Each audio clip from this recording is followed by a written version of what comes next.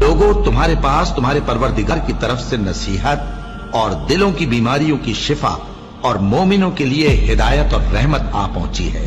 कह दो कि ये किताब अल्लाह के फजल और उसकी मेहरबानी से नाजिल हुई है, तो चाहिए कि लोग इससे खुश हों। ये उससे कहीं बेहतर है जो वो जमा करते हैं।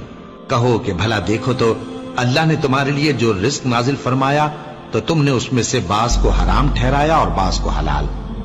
उनसे पूछो, क्या अल्लाह ने तुम्हें इसका हुक्म दिया है या तुम अल्लाह पर झूठ बांधते हो? और जो लोग अल्लाह पर झूठ बांधते हैं वो क़यामत के दिन की निस्बत क्या ख्याल रखते हैं? बेशक अल्लाह लोगों पर मेहरबान है, लेकिन अक्सर लोग शुक्र नहीं करते।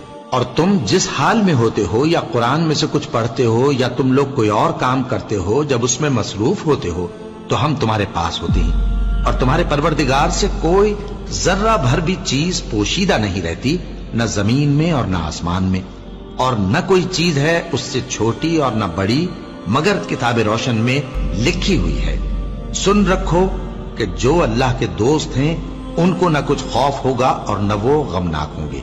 यानी वो जो ईमान लाए और परहेजगार रहे, उनके लिए दुनिया की जिंदगी में भी बिशारत है और आखिरत में भी। अल्लाह की बातें बदलती नहीं, यही तो बड़ी कामयाबी है।